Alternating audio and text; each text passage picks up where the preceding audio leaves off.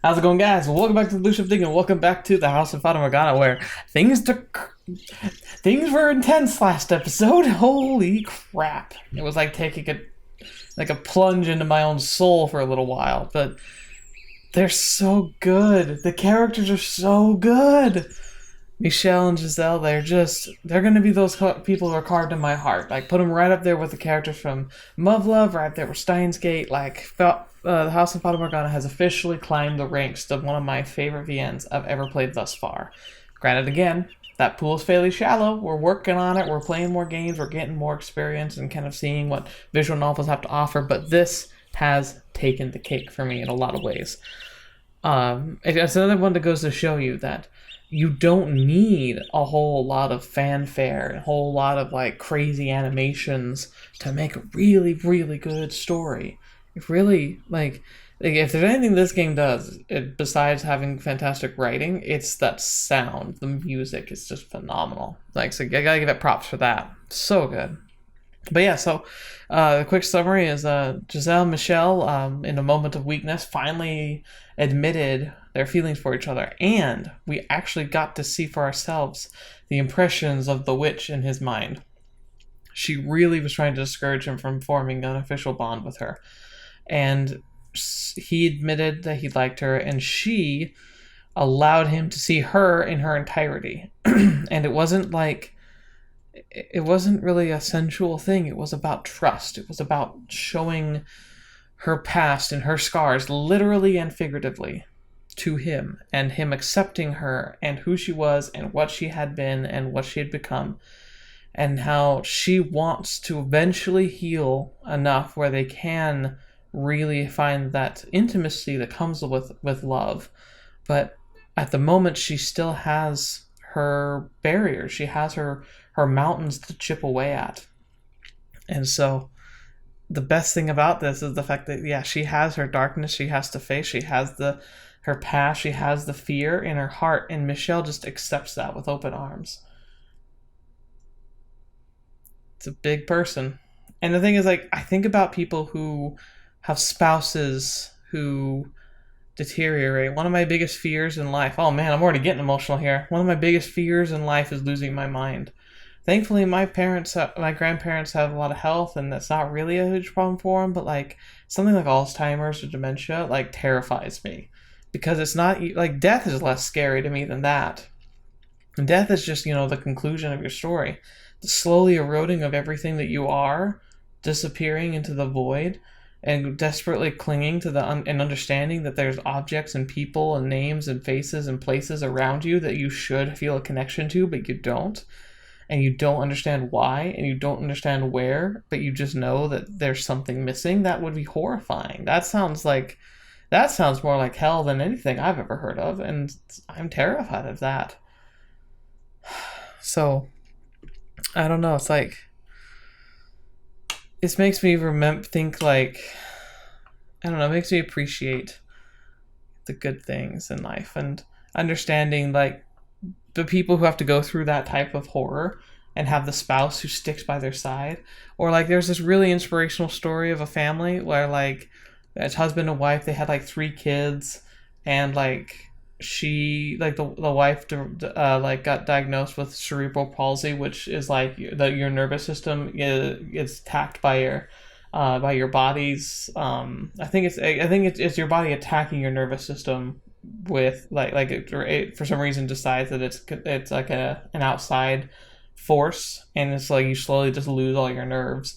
You lose coordination, you stop being able to walk, you stop being able to move your arm, you stop being able to sit up, you stop being able to hold your bladder, and then eventually you suffocate because you can't breathe anymore because of the nerves being damaged. And then it was this story about the husband who had to work full time, and he had to raise his kids, and he had to take care of her, and did everything he could, and just being that kind of person who's just and they interviewed him, and they talked about how she, when she got diagnosed and was told what was going to happen to her and what was going to be, she went up to him at home, and she said, if you're going to leave, because I guess divorce rates are really high with people who get diagnosed with this condition. And he's just like, no, I loved you then, I love you now, and I'm gonna love you to the end. And like, he stuck with her, and he worked his butt off. He's never gonna get thanked for it ever. You know, like, you don't win money, you don't get fame, you don't get attention or special or any easy goings for being someone who can be so good and stand with somebody despite having to deal with so much pain and sorrow and constant care.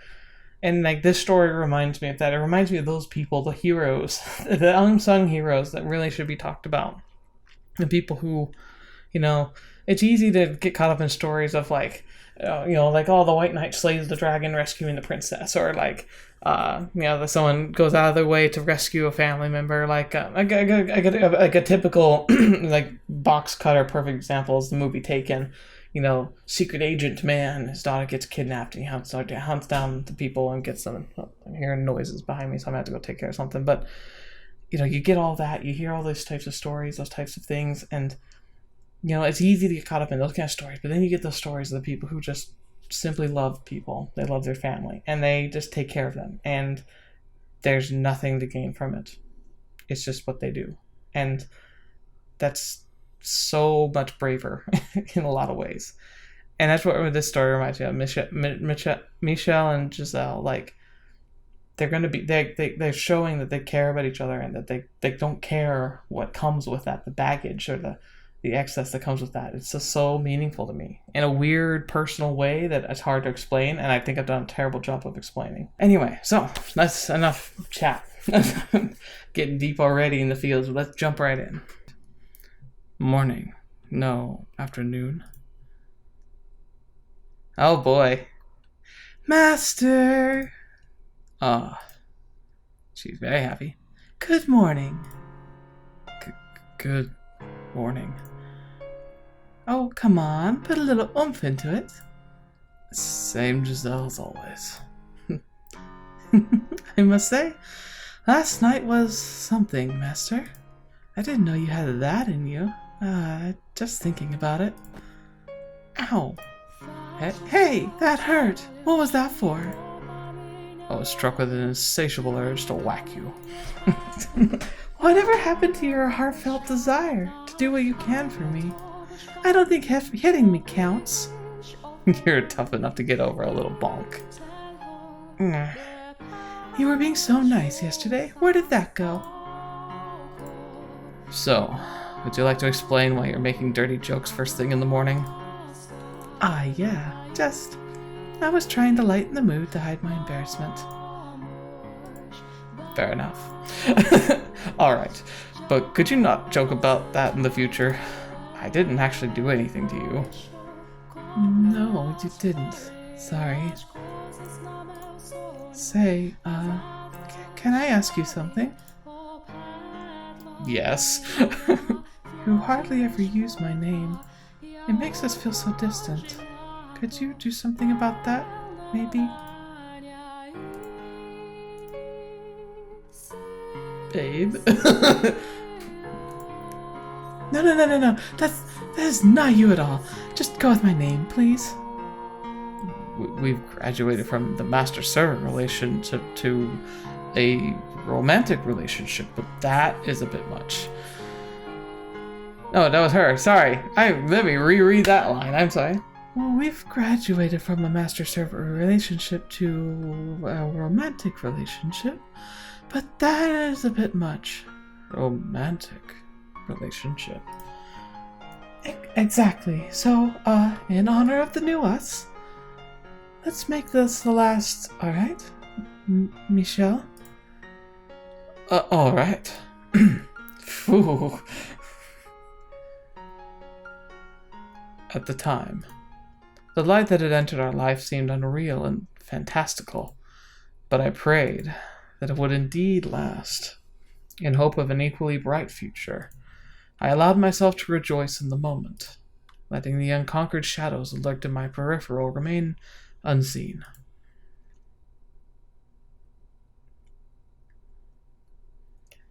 Oh boy. And this is... Oh, now we're coming back here. Blackness consumed our once colorful space. Giselle still stands before me as she did within the door, but I struggle to reconcile the two scenes. They are both real. They are both her. The lively, spunky girl of the past and the lifeless girl of the present are both Giselle. As different as they may seem, they are both her. Why don't we stop there? Yeah, that would be nice, but I don't think we can. It was a wonderful story. They overcame their troubles and lived happily ever after.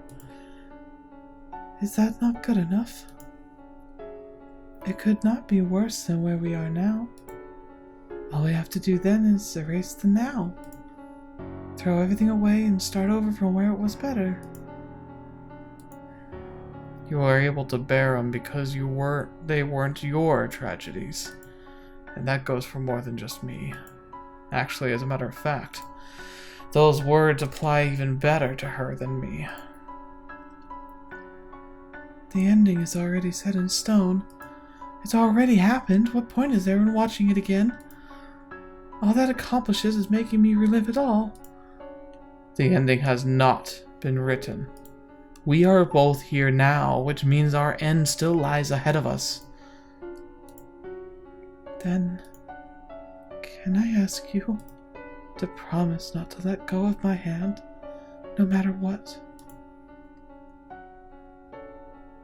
No matter what happens, you mustn't let go of my hand. Now I understand. Was there anything? Okay, I thought the flash I was checking. That was a request, even if she didn't perceive it as such. In place of a verbal response, I squeeze her hand in mine. I know where this tale is heading. Toward tragedy. All the other doors we visited ended in tragedy, and ours is no exception. But perhaps what's waiting at the end of this one is even more dire than I imagine. The door of our past swings open once more. Oh no, really? It's worse than all the other ones? Oh, I don't doubt it, but oh no. Behind which lies the end of me, and the beginning of her. Oh no.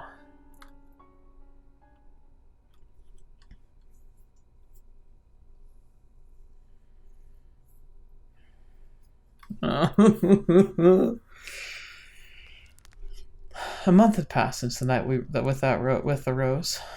Right on schedule, the monthly delivery arrived, but in it was a letter that would dramatically change our lives. My father, Antonin, had fallen ill and died. Oh, fetch. I presumed it was the witch's doing, but she was silent, refusing to respond to my questions. If it wasn't her, then it must have died naturally. It seemed more than a little tasteless to celebrate someone's death, but good taste and reality don't always agree. I was extremely relieved to hear the news. The man had raped Giselle. He had tried to have me killed, and now he was gone from this world. I had been waiting for this moment for years. His passing had another effect as well. My death could be revoked. Many years ago, my brother had told me that when he succeeded our father, he would welcome me back to the Bollinger estate, and I could be a part of the family once more. Which meant this letter signaled the end of my banishment.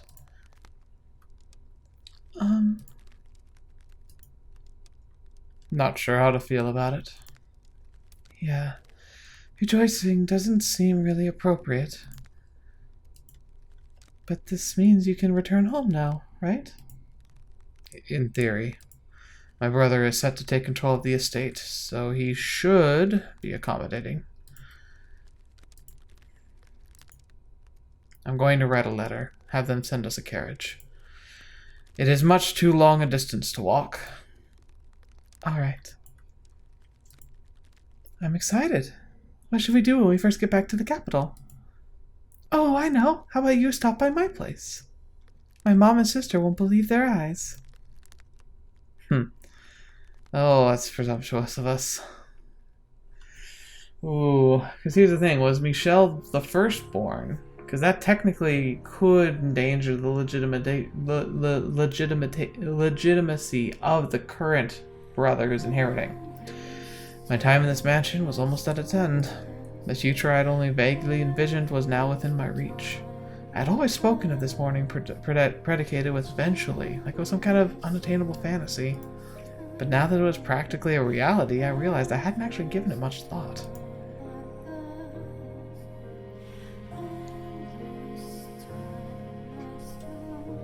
Hey, are you still awake? I am.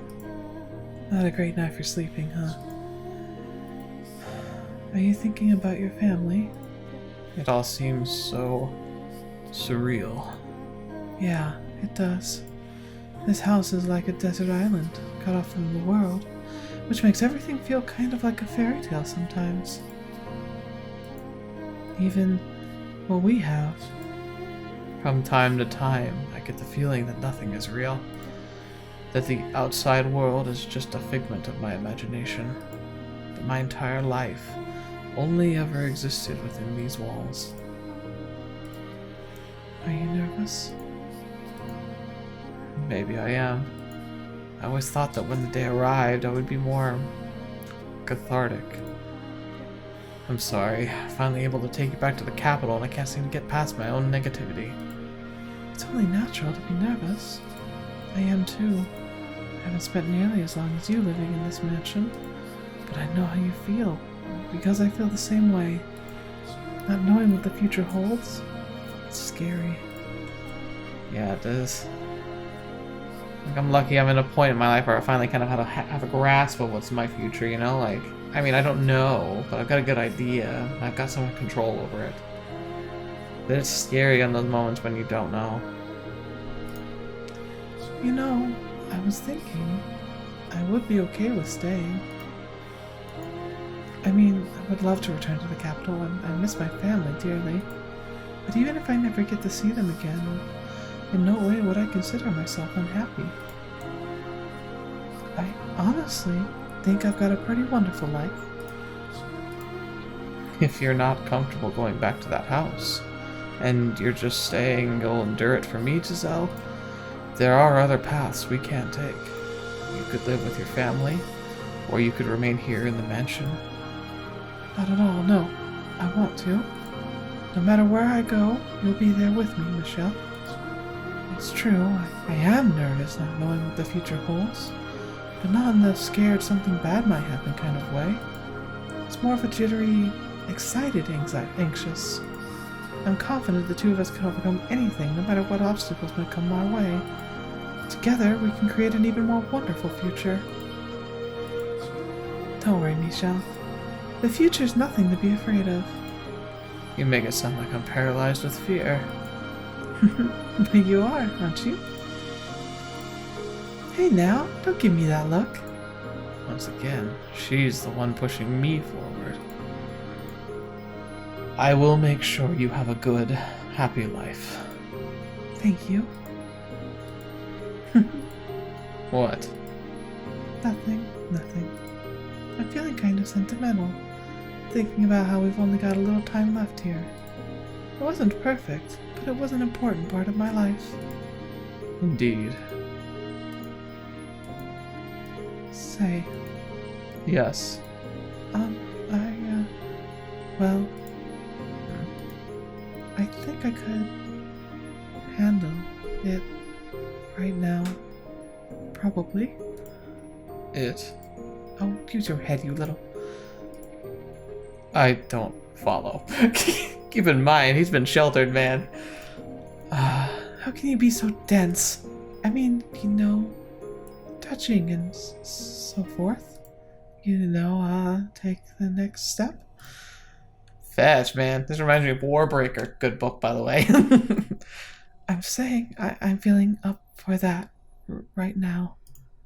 He's like, okay, step one is what? It's not proper for a woman to bring up that subject, is it? But I did kind of ask you to wait, and I feel bad leading you on for so long. Yeah, I'm sorry. Okay. You're shaking. I'm just really emotional, that's all. You don't need to force yourself if you're not ready. I can wait as long as you need. Besides? Never mind. It's fine. There's no need to rush things. You don't need to worry. Yeah.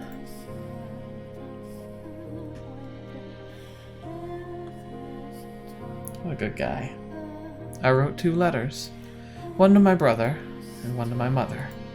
One so Giselle could return, and one so I could be myself. To demonstrate who I was, I had to prove that I was not cursed. For failing to do that would not only bring her grief, it might become a final crack in the identity I had built up for myself. I had to convince her that I was neither demon nor angel, but a human man who had fallen in love with a human woman. Yeah, that might be a tough sell. However, I was too foolish to realize that the future I envisioned was nothing but a fantasy. Dang it. Had I been able to grasp that, then maybe I could have taken her somewhere far away, where no one knew who we were, where things might have turned out differently. Oh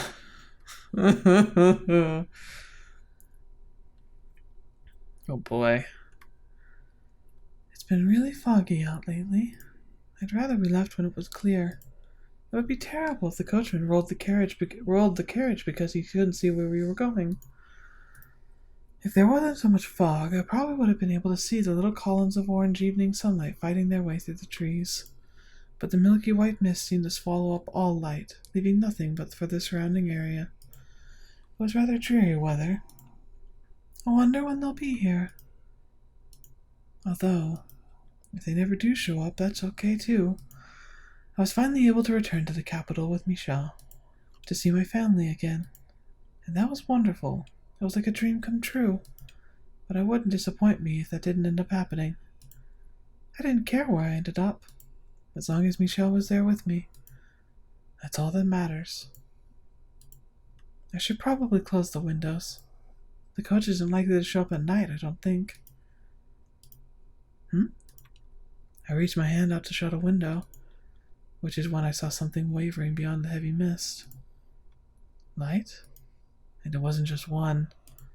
Looking closer revealed several more flickering spots. They moved up and down slowly, but rhythmically. And more came into view. My mind began seeing them as people carrying torches. They're coming this way. Could they be our escorts back to the capital? Though... Huh! As soon as the thought, there sure are a lot, popped into my head, something whizzed past my cheek. That was... Huh? Why, what? It was an arrow. Giselle! What? The arrow had flown through the window and pierced the opposite wall. Had Michel not knocked me out of the way. Giselle, are you alright? I'm fine. But what's going on? Never mind that. Right now we need to run. Huh? Oh, wait, Michel! Now! There's no time to talk. Stay out of sight, the windows. Got it. He grabbed my hand and we broke into a run. Oh, this is gonna go downhill so fast. A relentless storm of arrows showered through the window we had worked so hard to get open the year before. This wasn't what we'd gone through all that effort for. Once I open the front door, run. We have to get as far from this house as quickly as we can. What was happening? Why did we have to run? Why were those people flinging arrows at us? With a wave of questions came a wave of fear. I couldn't say anything. The sheer terror had frozen my jaw in place. Get ready. I nodded, squeezing his hand tight. I knew it would just be another obstacle for a safe escape, but I didn't want to let go of his hand. I was afraid that if I did, I'd never be able to hold it again.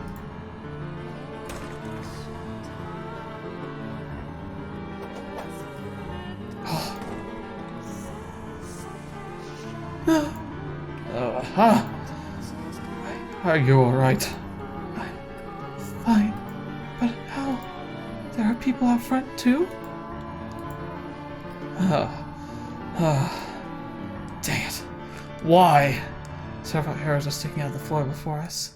Beyond the door, which Michel had managed to shut almost immediately, there rang a cacophony of whoosh thump, whoosh thump.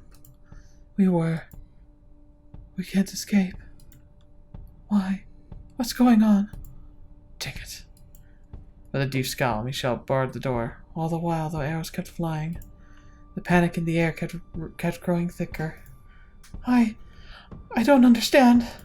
How did they... Only a handful of people even know about this Oh no. The village. This is all my fault. It's because I told the villagers about this place. They think a demon lives here, not a human. So they're here to tear down the house. They made weapons, bows, just for this. I don't. There was a deep rumble. The ground below us shook, almost fell to the floor. They're trying to break the door, it seems.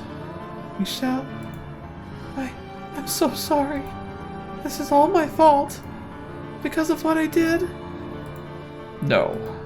What? It's not your fault, it's mine. Michel? I challenged her, and because I did, she made my curse real. What are you talking about, Michel? This way, run!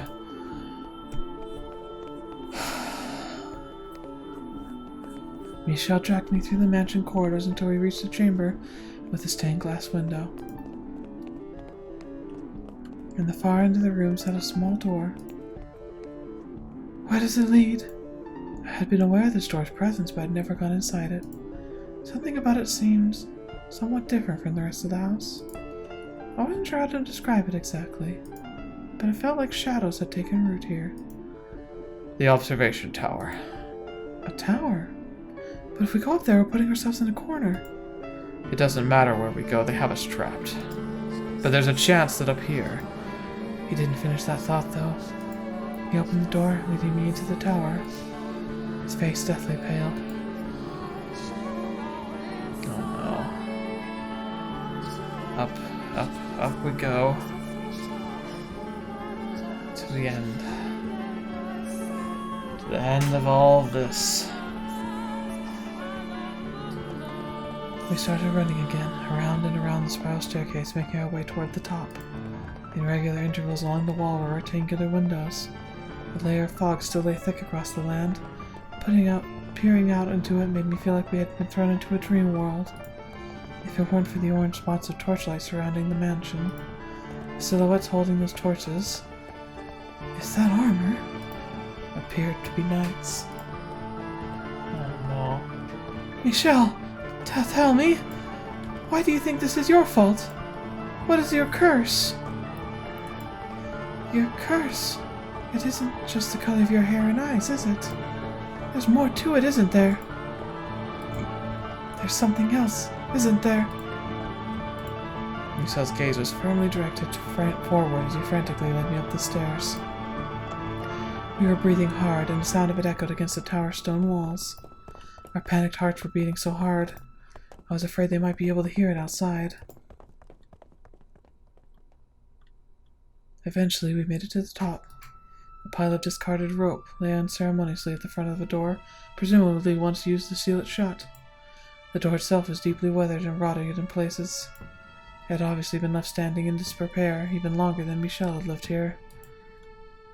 What is this? Inside.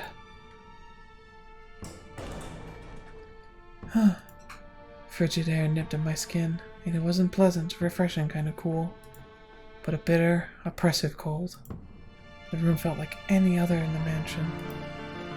This is an observation tower? You can't even... There once would have been a window allowing you to see in all directions around the mansion, but all that remains now is a tiny opening in the ceiling. If we hide out here, then there's a chance they might not find us. It sounded like they broke down the door. Don't worry, they won't find us. And when they give up their search, then we can get out of here. I'm sure we'll all turn out all right. Oh man. Michel's voice was quivering, as was his hand in mine. Michel? We huddled together, feeling each other's warmth in our arms. My free hand clenched his shirt for dear life. I'm sorry. What? I'm to blame for this. It's my fault you're in this mess. The pain you've experienced, the being sent to this place, and what's happening now, all can be traced back to my being born. I'm so sorry. Why was he apologizing? Why did he insist this was his fault? Why wouldn't he tell me what his curse was? Why were people trying to kill us? Right, these people were trying to kill us. Putting it into words like that made it feel like much more real. The arrows were fired weren't threats. They meant to kill us. Michel. But with Michel trembling in my arms, I couldn't bring myself to ask those questions. What meaning would those answers have with his death lurking so close behind us? All I could do was pray. Pray that he was right, that they wouldn't find us and we'd be able to escape. However... Over here! There's a door, our stairs leading up. My hopes were shattered by the sound of voices from below. I could hear a faint clacking of armor. Our grips on each other tightened, and our trembling intensified. Fear swelled within the tower, making us its slaves. Giselle. We were both terrified, and who wouldn't be? Fairy tale heroes could be magically courageous in the face of overwhelming danger, but they weren't real. The fear of my impending death, drawing nearer and nearer with each passing moment, almost drove me to madness. I couldn't think clearly. My heart was having trouble keeping up. My head was a big, white mess. We were supposed to return to the capital, start a new life, finally obtain our happiness. It was right there at our fingertips. Enough happiness to make up for Michel's 10 years of isolation, and enough to erase that nightmare from my memory forever. What had we done to have taken away from us? We just loved each other and we wanted a quiet life together. Nothing outrageous. I don't want to die. I don't want to die. I don't want to die. But what scared me the most was being separated from Michel. Hey, Michel, what are those people really doing here? What if they're after our money or valuables? We can offer them everything in the mansion. We don't need any of it. If they don't want us to return to capital, we can tell them we'll stay here. They might be willing to talk it over. I don't care if I lose everything else. As long as I have you, I can survive anywhere. All that mattered was that we had our lives, so long as the two of us still breathed. But... Death. Death to the unholy one. Death to the heretic. Death to the witch. Oh, despair hung over us like a fog outside. There were no heretics, no witches, no unholy ones here, but they would probably never listen to us. The moment we stepped outside of this room, we would be dead no matter what we said. Michel, I'm alright. It's okay, Michel. I'm not scared. You're here with me after all. I'm fine. It's all fine. So please hold me until it's all over. Please stay with me. Finally you speak. Michel? He wasn't looking at me though. His unfocused eyes were directed upward, not toward any particular point, but wandering aimlessly. I thought if we could see what she says. His purplish lips appeared to move as though he was speaking, but no sound came out. Hey, Michel, are you alright? Come back to me, Michel! I grabbed him by the shoulders and shook, but he didn't seem to notice. No matter how many times I called him, he didn't look down from the emptiness above. Michel! Giselle. Finally, after far too long, his gaze slid down to meet mine. He looked defeated, exhausted, and cornered all at once. I was scared too, but his fear seemed to have consumed him entirely. Please hear me. Please hear me out, Giselle. I never thought anything good would become of my life. I never thought I would find anyone who truly understood me, who would make me happy to have my love. And for that, I hated the world. I was in constant torment living in the shadows. But then, a single ray of light shone down on me. Michel. You, Giselle. You delivered me from the darkness. I'm scared, Giselle. I'm terrified. I used to think my life was meaningless, that it didn't matter if I lived or died. But now, I can't stop shaking. That's perfectly normal. I'm scared to death too, but what scares me most is losing you. Michel. I should have noticed. Noticed his arms were tensing up. noticed and stopped him. So please, allow me to repay you. I said I would do anything for you, so let me do this. I haven't given you anything. I haven't done anything for you. So give me one final chance. Meh. He left her. Michel!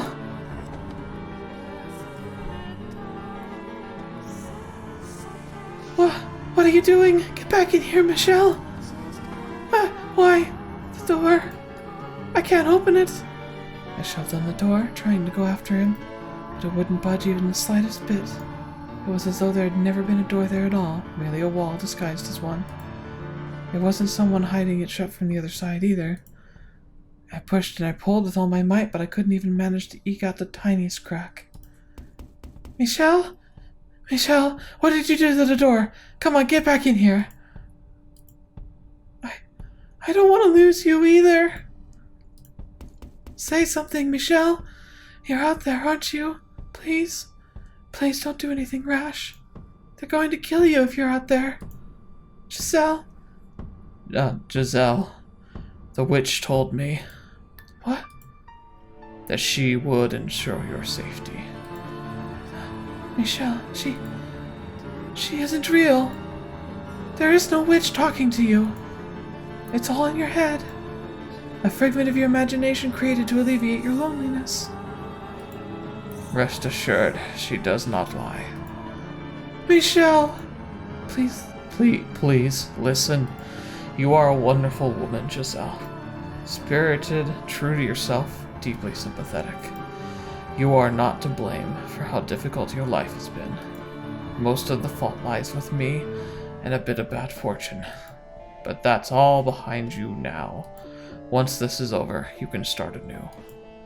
What are you talking about? So, survive, live a good, fulfilling life.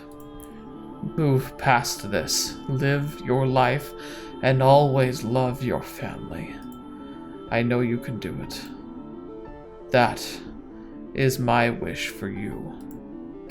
No, I don't want that. I want to be with you. No one else but you. I don't want to let you die. There he is. Death to the heretic. Death to the heretic. Death to the heretic. Get back in here, Michel. Open the door. If I choose to live my life without you, I'd rather. Your scars will heal.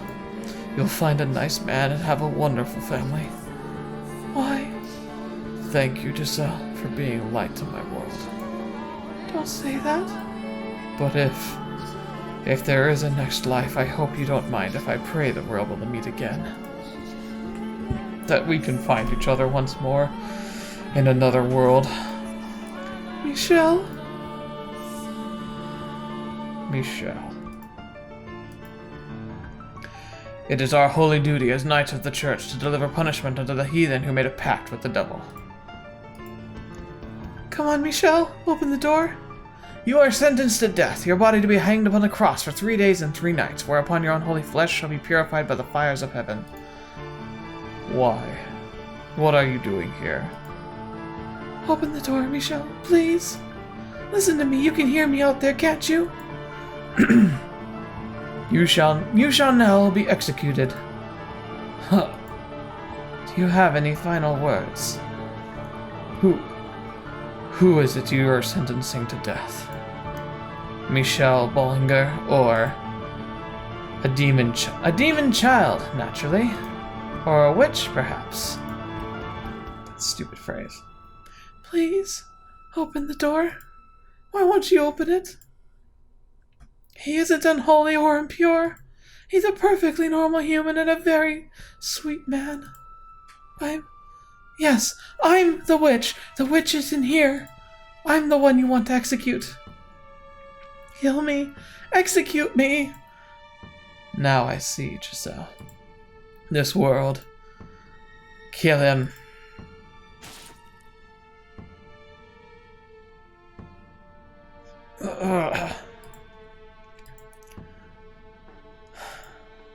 So many blades pierced my flesh. A sword in my chest, lances in my arms and shoulders, arrows in both my legs. I could hardly even tell what hurt anymore. There was an unpleasant hiss sound in the tower, almost like a heavy rain. It was the sound of my blood spilling onto the stone. Red. It was red, just like anyone else's blood. It didn't flow into unnatural patterns. It didn't turn black demonic shadows. It didn't cause anyone who touched it harm. It was just ordinary red blood. Regardless, this body was probably still cursed. It had to be. I couldn't hear Giselle's voice anymore. I hoped she was safe and alive. I prayed that at least she would be protected. That the witch would keep her promise.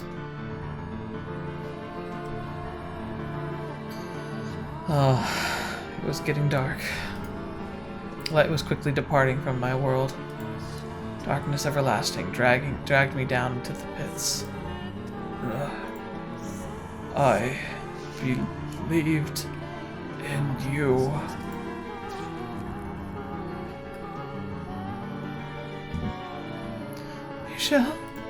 Michel! Hey, say something. Talk to me. What's going on? What's going on here? No, this can't be happening. An impossibly heavy thud came from the door beyond the door, and with it, Michel fell silent. Intermittent squatching sounds of someone sliding down the door. Oh, no, this can't be. Why? I pounded on the door with all my strength, but still refused to give. The skin on my hands eventually growing raw, beginning to seep blood. Why should Michel have to be killed? Tell me, why? Take me with you. Please don't leave me behind. That man isn't a witch, he isn't cursed. I'm cursed, not him.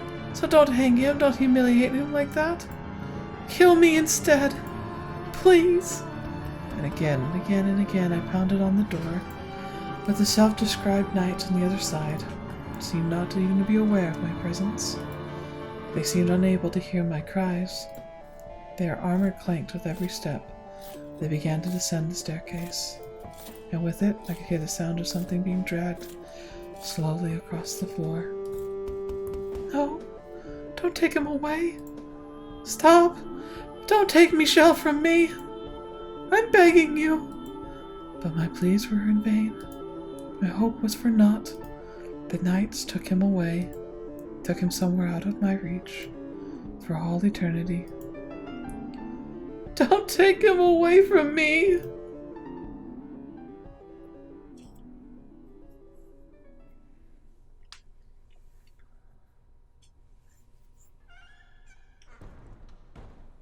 Oh, finally. Now we can get out? Sure. Michel?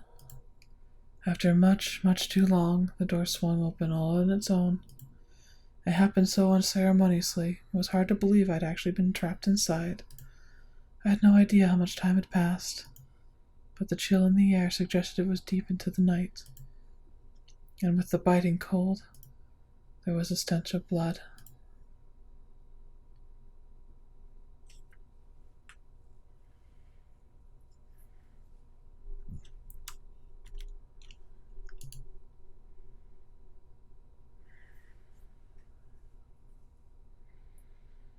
Funny thing is, I would have done the exact same thing if I were in his shoes, I think. I would hope I'm brave enough to be able to face my own death when it comes, but, like, I know it was really cruel, and sometimes it can be harder to live on, but at the same time, I understand why he did it. Why? Why? Michel, I never wanted this. I don't want to do this crying. You didn't understand at all, Michel. You didn't know the depths of my feelings for you. You didn't know how intensely I wanted you. How fervently I loved you. I was never going to be able to find someone else and live happily with them. It had to be you. The thought of anyone else touching me terrified me. You just don't understand. I don't want to live in this stupid world. The time I spent with you truly was the happiest time of my life.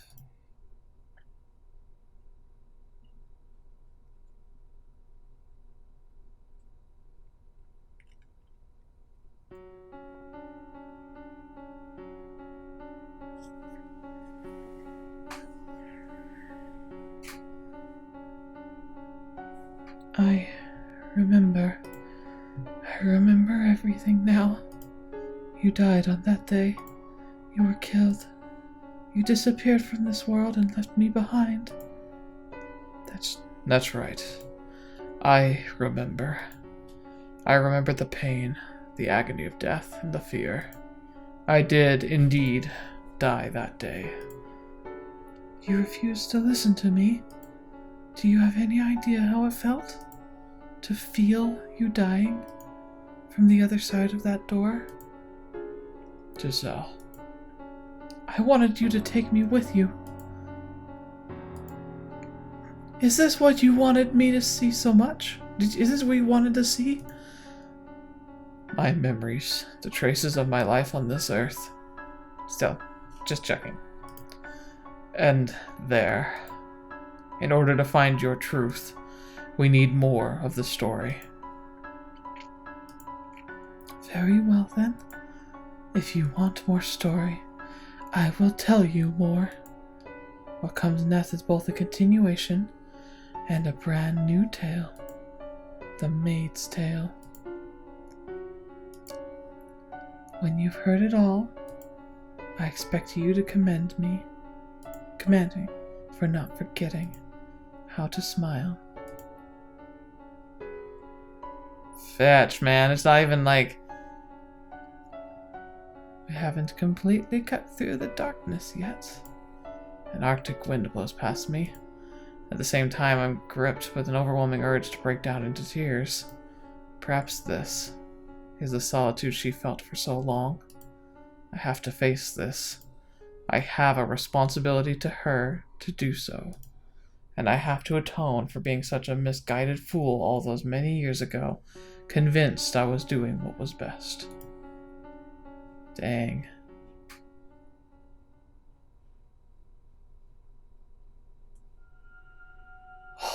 There's another door. There's a freaking other door. 1099 to current day?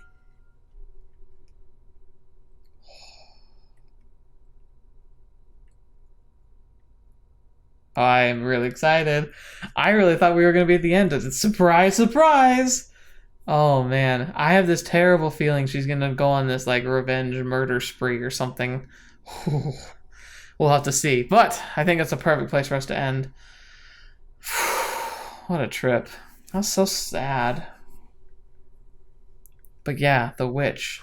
Did we ever find out details of where the witch's story began, besides like this like vague story of the past and like the rain that made everyone go crazy and everything? Like I'm guessing that's true based on like the evidence that we saw on like the village and everything else, but I still want to know more. Oh, and let's check real quick.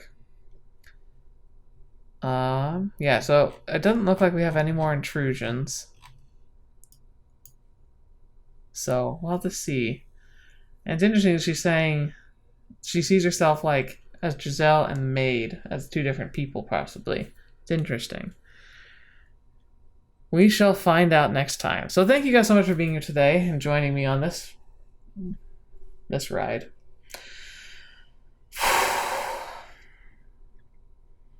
Yeah, I like how the fifth door is the fourth door, but like way more honest and way more like real. It's so good. It's so sad.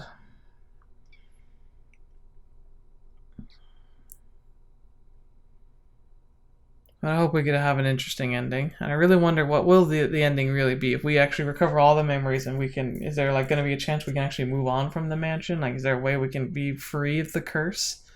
I don't know. It's interesting. Can't wait to find out. Oddly, my throat's getting a little sore. Hope I'm not getting sick, but that's definitely a possibility. Well, I guess we'll have to just see what happens next time. So thank you so much for being here today. Thank you so much for joining me on the channel. As always, it's a pleasure having you here. It's a pleasure being able to show you these videos and to share in the grief. You know, I feel like I would have felt sadder if I hadn't already known what was going to happen, essentially. Maybe not in its entirety, but like, we kind of knew.